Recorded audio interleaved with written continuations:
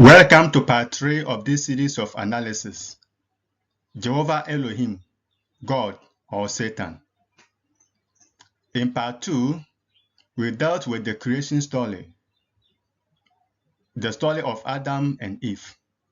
And I went outside the Bible to bring in the creation story from ancient Sumeria,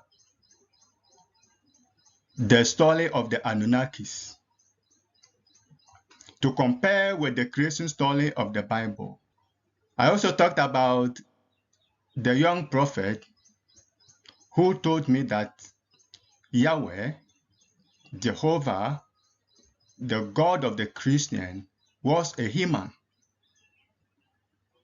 Even though initially I thought this was far-fetched and very difficult to believe, but after hearing the Anunnaki stories, it started to make sense to me. Some people demanded sources of these Anunnaki stories, and I decided to bring out some of the sources of these Anunnaki stories. Two authors who have written a lot about these Anunnakis are Zachariah Sitchin. You can find his website on sitchin.com, and Riddick Dawson. I saw one of Riddick Dawson's book, Enki and the Signing Ones, on YouTube. So you can find the audio book here on YouTube. It's about 6-hour audio book. You can search Riddick Dawson, Enki and the Signing Ones on this YouTube, and you can find it. There are a lot of other channels on this YouTube also that have dealt with these topics. So the YouTube alone is a lot of praise that you can get audio books of some of these writers who have written about these Anunnakis, taking their sources from the Sumerian tablet. Today, I want to add another story about Adam and Eve. There lived a couple, a man and his wife. They were chanting and meditating for years to have their spiritual senses opened. So after doing years of chanting and meditation, their eyes opened. That is, their spiritual eyes, their cosmic senses opened. And the opening of their cosmic senses coincided with the eating of a fruit. So they were eating a fruit when their cosmic senses opened. So many thought that maybe it was the fruit that opened their cosmic senses, but it was just a mere coincidence because they have been doing their practice and chanting and meditating for years, and then their cosmic senses, some would say their third eye, opened, and they began to see spiritual things. And anybody who have his cosmic senses open that way also becomes a fighter, a spiritual fighter. So they started seeing all the spirits in the town or in the city that they were dwelling, and they started fighting them. Then the evil spirits that were holding the city started causing diseases and trouble for the city. And then incited the people against these two couples who were fighting these evil forces. So the evil forces were able to incite people against them, and these two couples were sacked from the city. So the city authorities banished these two couples out of the city.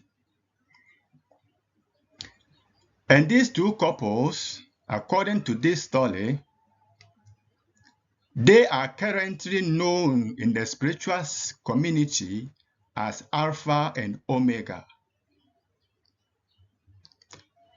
The Alpha and Omega are now God and goddesses of the central sun. But according to this story, this Alpha, who is the male, and Omega, the female, were human beings here on this earth. And they ate fruit, and during the eating of the fruit, their spiritual eyes opened, coinciding with the eating of the fruit, and many thought that it was the fruit that opened their eyes. Here ends the story. These are just stories from ancient time, just as the Bible is also a story from ancient time, even though the Christians do not feel comfortable saying that this is a story. But they are all stories from the ancient time. And if you look at the story that I've just told you, and you go back to the Anunnaki stories, and then you come to the Bible stories, you will see that the Bible story is a pieces of these ancient stories put together.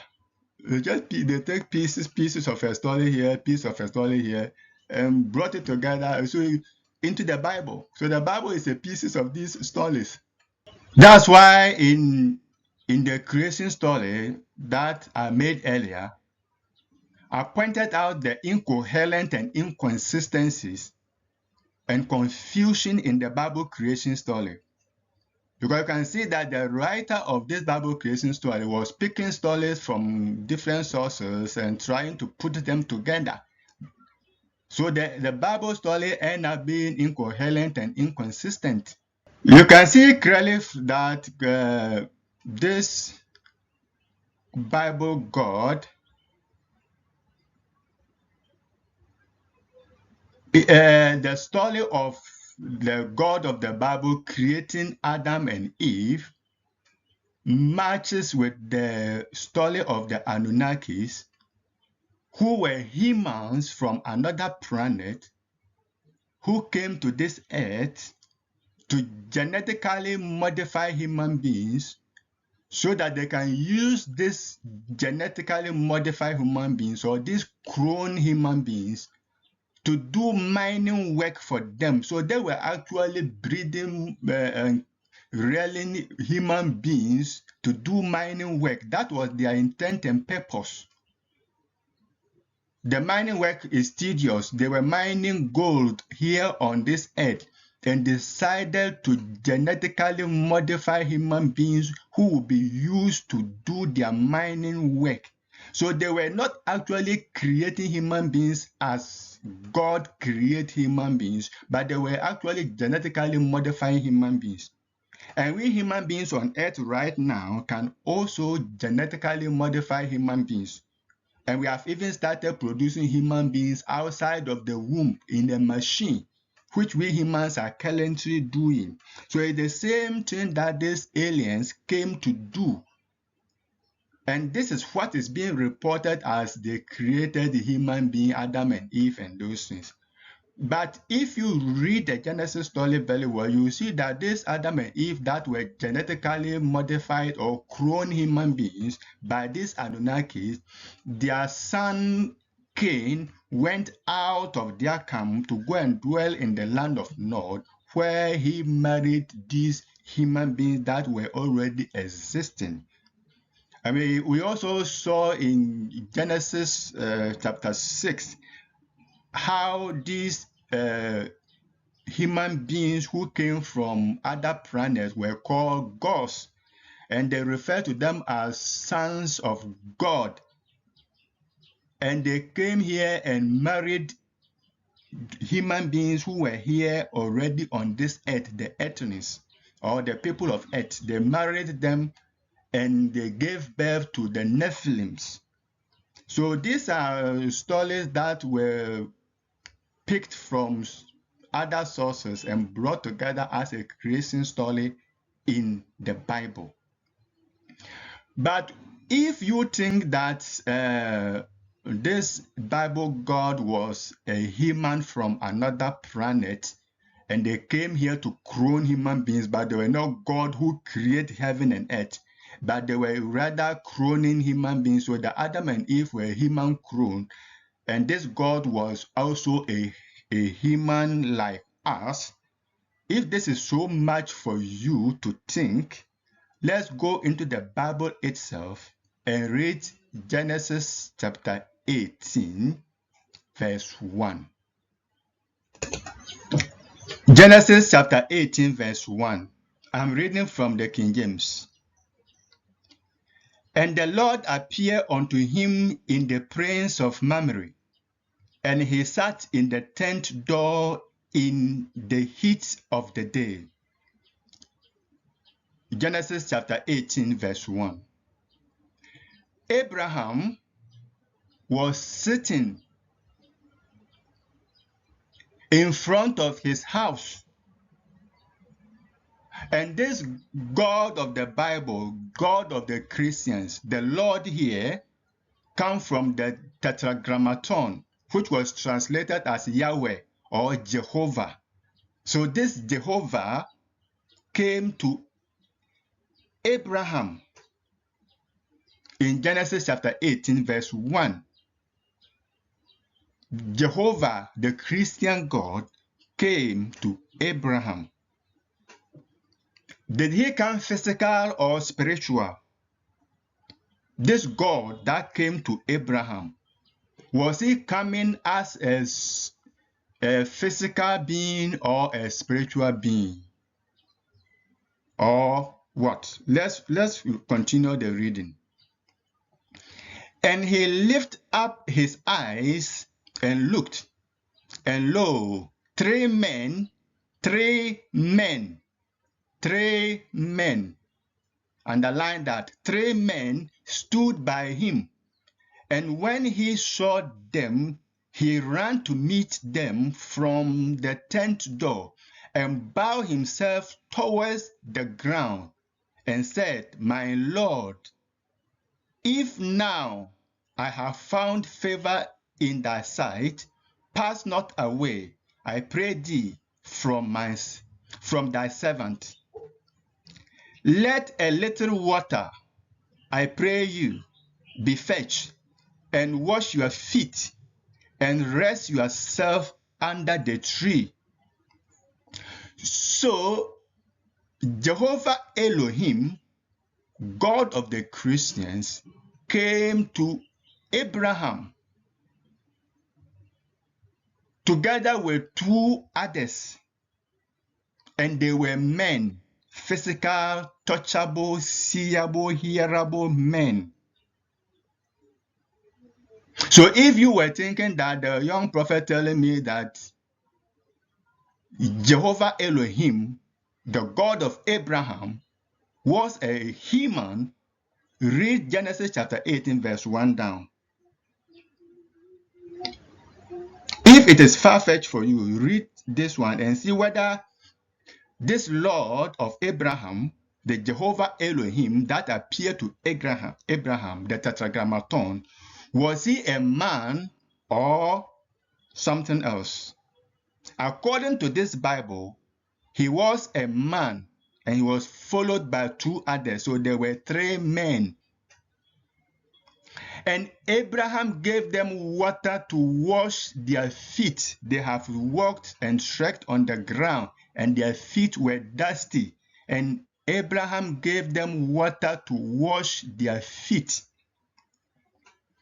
And he told them to rest under the tree. So they sat under the tree and rested. And Abraham went and fetched a calf, killed the animal, and prepared meal for them to eat and relax before they continue their journey. And these beings were physical men who ate beef prepared by Sarah, the wife of Abraham. And after eating, this God promised Abraham that his wife Sarah, who was barren, would give birth. And truly to the promise, according to this same Bible, yes, Sarah, who was about 90 years at that time, conceived miraculously and gave birth to Isaac. And this God came not as a spirit being, not as an angel with wings, but came as a man with dusty feet. A man with dusty feet came as Jehovah Elohim to visit Abraham.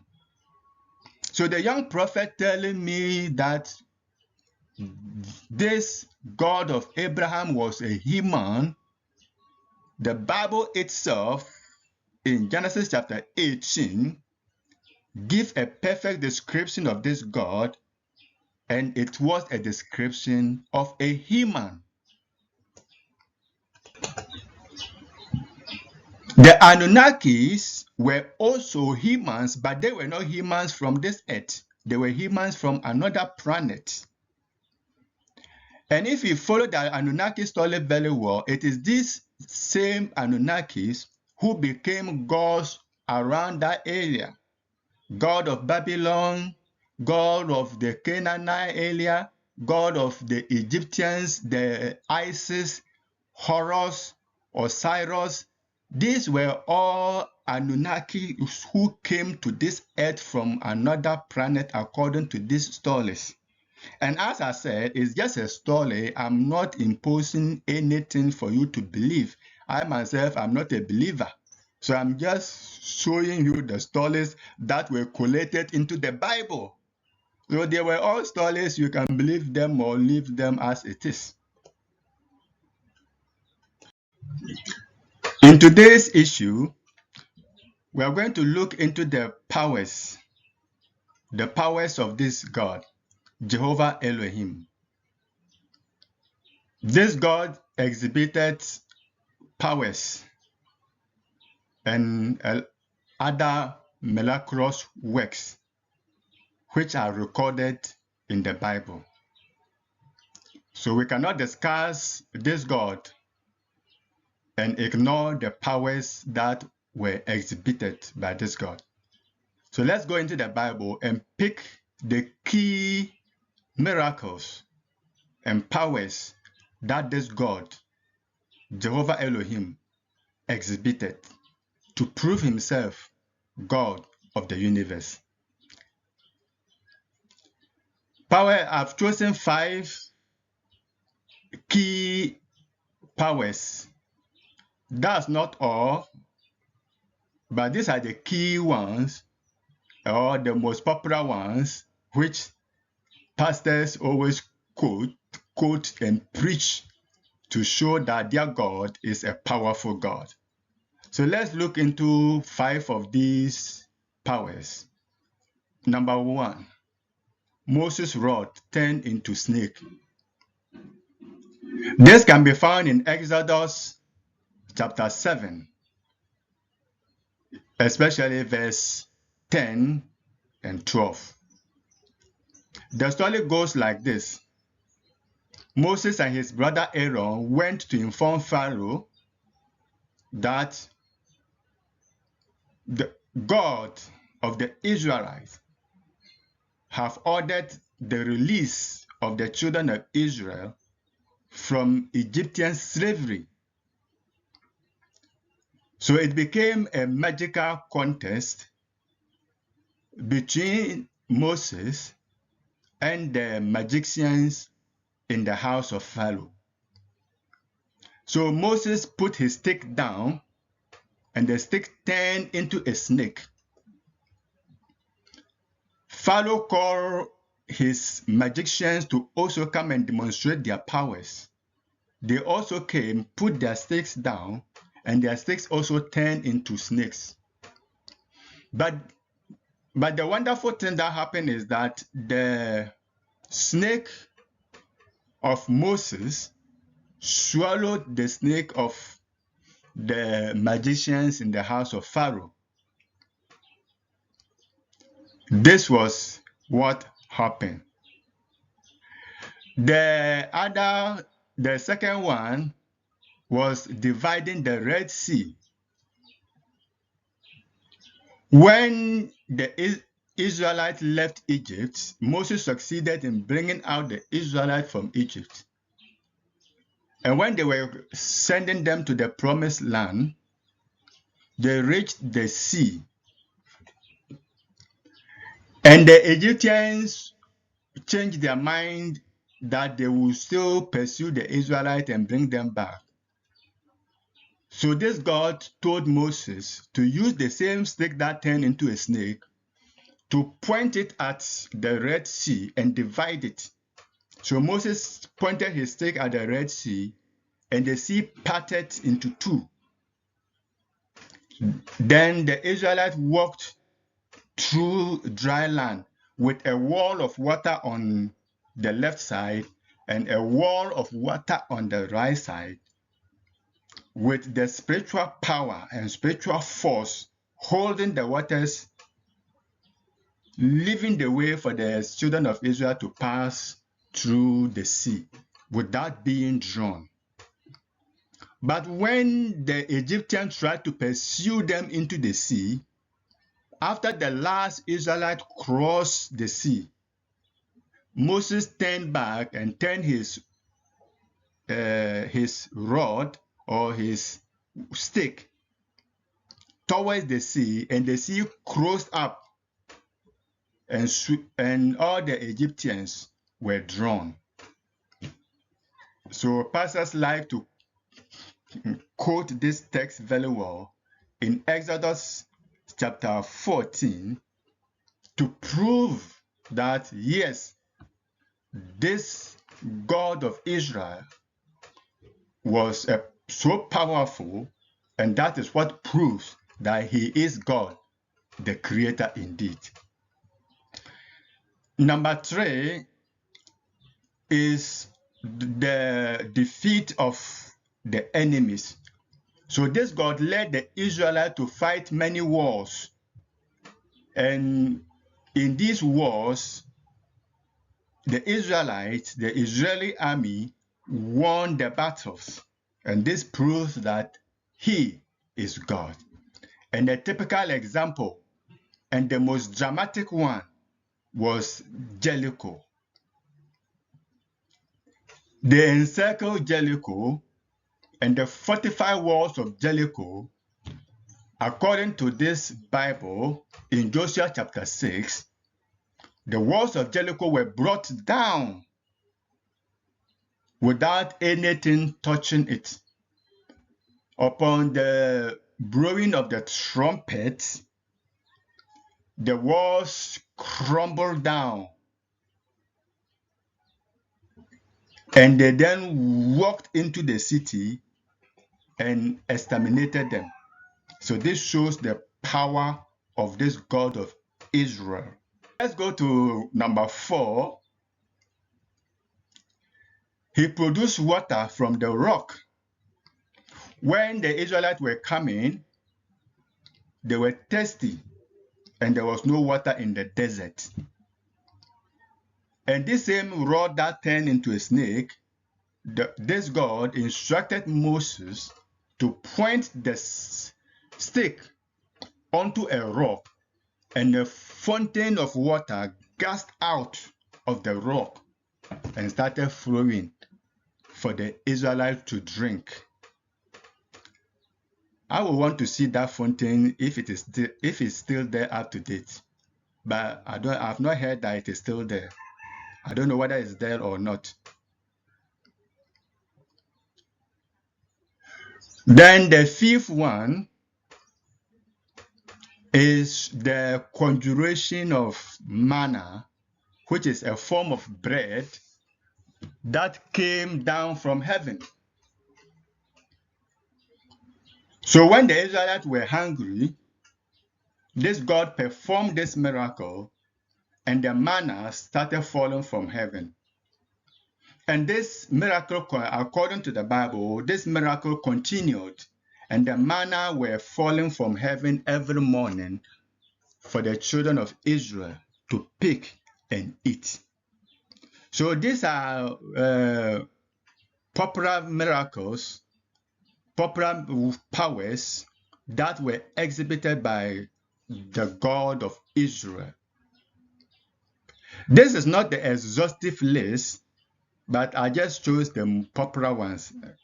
So don't accuse me that I left some out. Yes, this is not all the miracles that this God performed. He performed other miracles, but I don't want to make a long video on this. Maybe I may do another video to list more of the miracle that this God performed. But these are the most popular ones which pastors normally quote in their preachings. When I was analyzing these powers of Jehovah, I was looking at what a similar power of the Creator is. So if you are looking at a creator, the creator God who created the heaven and the earth, who created the galaxies, who created the universe, and many universes, which is referred to as multiverse. So the creator of this multiverse, what is his power like? And then compare with the power of Jehovah Elohim as recorded in the Bible. So these 5 powers that I stated earlier, I'm putting them here again on this table and then comparing with similar powers of the creator of the universe to see whether this power that was exhibited by Jehovah Elohim, you can use it as a justification or as a yard or as a measure to measure and see whether indeed he is the creator or not. So let's start with the Moses rod that turned into the snake. He turned a rod into a snake. But when I checked to find out how many snakes do we have in this universe, I discovered that we have over 4,000 known species of snakes. Over 4,000 known species of snakes. And other animals, insect alone, we have over 1 million species of insects. And we have thousands of species of mammals and reptiles and many, many other species of living things on this earth. So if somebody performs a magical power of turning a rod into a snake, does that show that he's the one who created all the 4,000 species of snakes? No. It doesn't compare at all. What about the creation of millions of species of insects? What about the creation of thousands of species of mammals? From the mouse to the elephant. Can somebody, because if you look at even that miracle, ordinary magicians came and also performed the same miracles. So if you are using this miracle to show that there is a proof that he is the creator, then I think you are joking. Because turning a rod into one snake doesn't show anything that you are the creator. Because the magicians also, according to this same Bible, the magicians also came and challenged him. And he defeated them. Okay, somebody say, yeah, last I saw one guy, whether he's a pastor or what, showing that yes, this is what shows that Yahweh is God, because he defeated the snake of Moses, swallowed all the snakes of the Pharaoh magicians. That shows that he is God. I was just laughing. Because if your judgment tells you that he won that magical contest and that makes him God, then I will organize a magical contest, and whoever won that magical, whoever wins that magical contest will be taken as God the Creator. If that is your logic, let's organize a magical contest. Anybody, the most powerful one, will win that contest, and he will be the creator. But so if you are judging a creator by winning the magical contest, then you are funny. Because we can organize many gods together and they will come and perform, and one will emerge a winner. Any god will emerge a winner. Any country, gather the gods of that country into a magical contest, there will be a winner. So according to the logics of these pastors, it means that any magical contest, the winner will be adjudged to be the creator of the universe. That's just a funny way of judging things. So let's throw that away somewhere. Let's move to number 2. Dividing the Red Sea. I was checking to see, the size of the Red Sea compared to the other oceans that we have on this earth. The Red Sea, the larger part of it is about 200 kilometers. The largest part.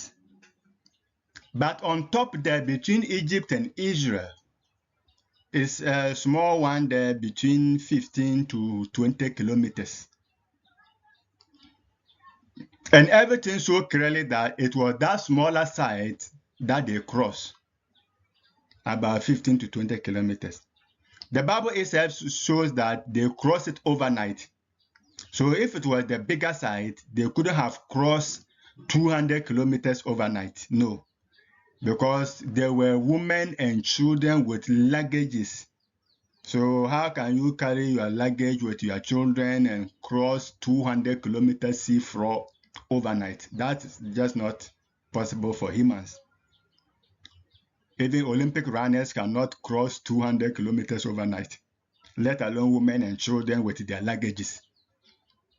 So it was the smaller part. If they cross any Red Sea at all, it was the smaller part, which is like a river, which they cross. But that doesn't mean that the power is not a power. It's a power. To divide even a river into two and cross it is not a small thing. It's a big thing. According to the human mind, this is a big miracle. But if we look at the ocean, look at the Indian Ocean, the Pacific Ocean, the Atlantic Oceans. They are thousands of kilometers across, several thousand kilometers, some 3,000, 4,000, some almost 8,000, and some places are about 8 kilometers deep. So if you even look at parting of the sea, parting the Red Sea on that top side of Egypt, between Egypt and Israel, if you are parting the Red Sea there, the force that you will need to part it, if you come into the Indian Ocean and you want to part the Indian Ocean, I can tell you that you need 1,000 times or maybe 3,000 times the power that was used to part the Red Sea at the top between Egypt and Israel. You will need thousands of that power. What about the power that holds the sea together on earth? Because this earth is revolving, and there's a power that holds the whole sea together. If you want to measure the power that holds the whole sea together, ask yourself, what is the weight of the water of the whole oceans put together? What is the weight of it?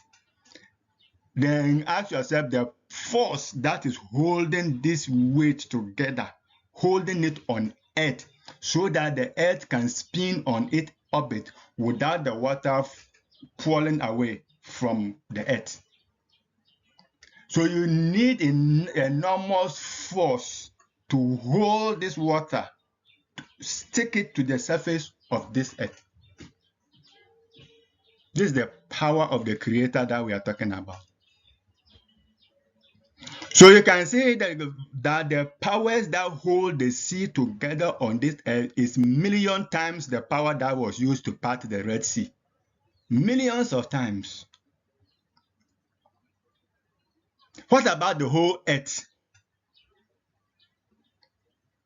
Because the whole earth is floating and spinning on its orbit, and the power of the sun holds it together.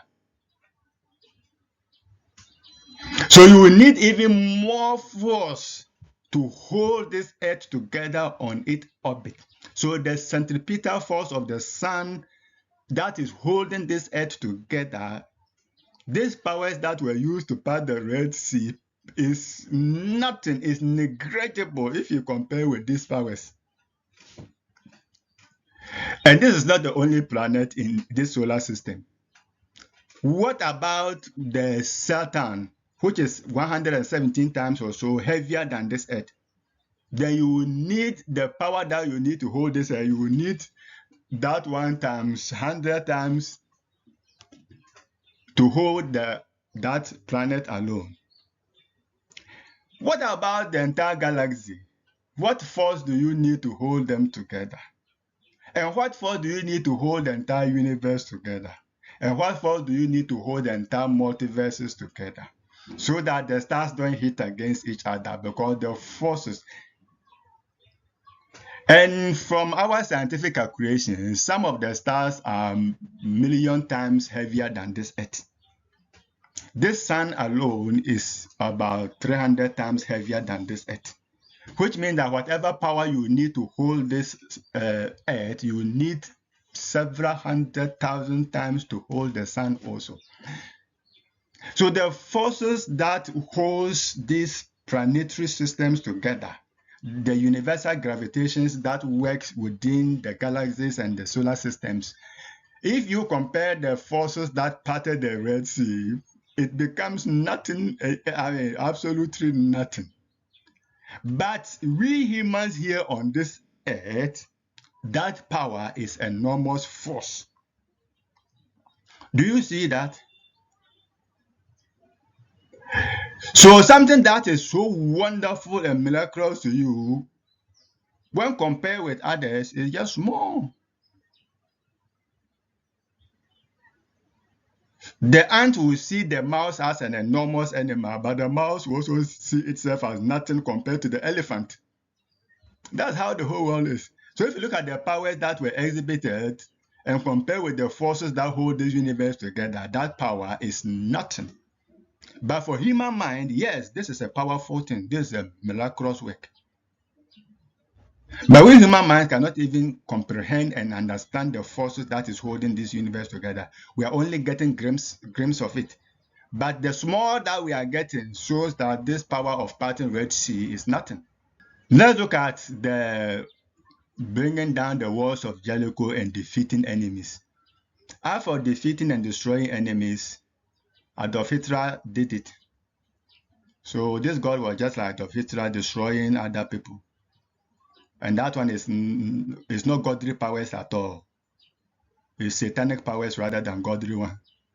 It's, God the Creator don't kill his own people.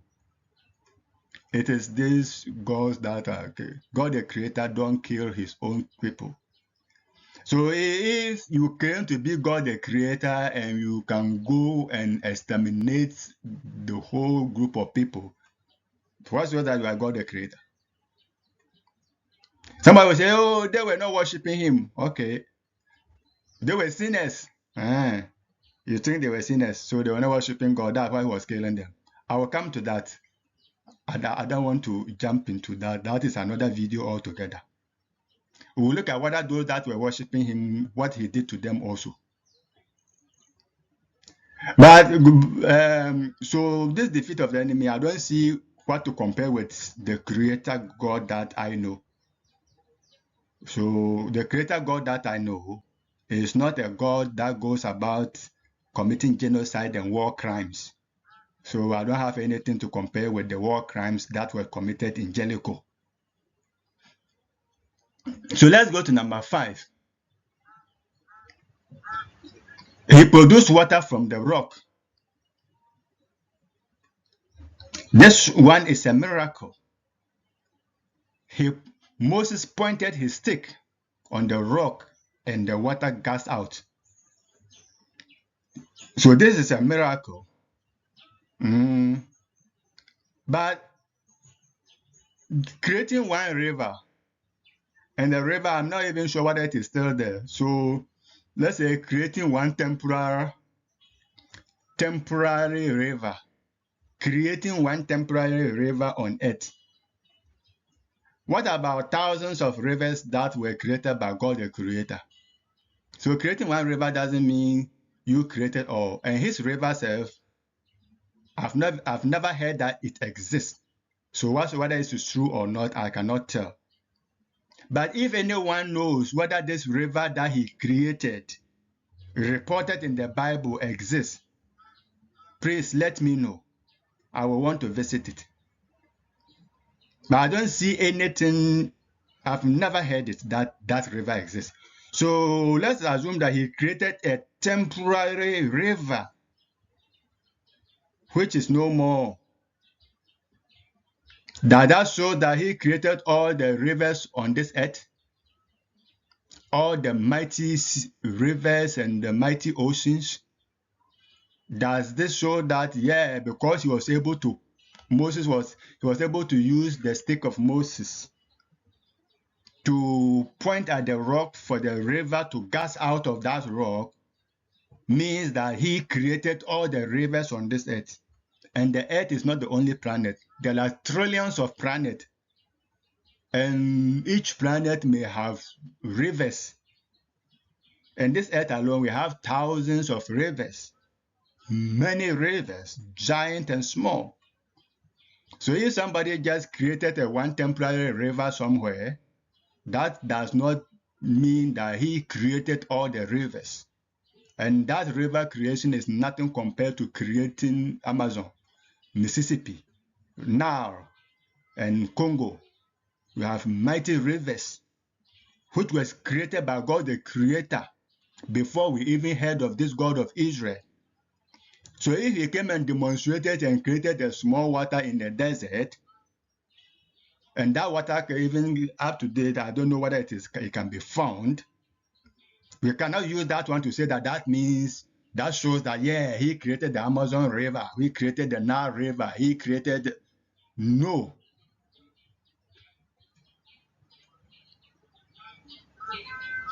Let alone talking about mighty rivers on other planets that we don't even know of. Then let's look at the 5th one.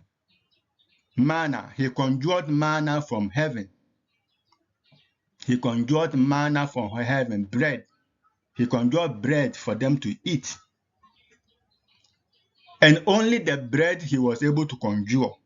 One bread, one type of bread, that's all. You couldn't conjure any other thing. And when they complain about one-way food, we are tired of eating only manna every day. We have to balance our diet. How can we be eating only manna? Instead of changing the diet for them, he could not. But he rather got angry that they are complaining for changed diet. And I will even come to that, so I don't have to exhaust it here. I have a slide on it, so I will come to that. So if you claim that you are the one who created the entire universe, the entire earth, all the planets, all the stars, all the moons, all the suns, if you created all of this, then all you could do to feed the people was to produce only one-way bread, and if they complain, you kill them. What shows that you created the whole world? Just by conjuring bread, you conjure bread to prove that you created the entire planetary systems and galaxies and solar systems and what? No wonder they say we should come like children to believe. Because if you come with an adult mind like I'm doing here, you will not believe these kind of things.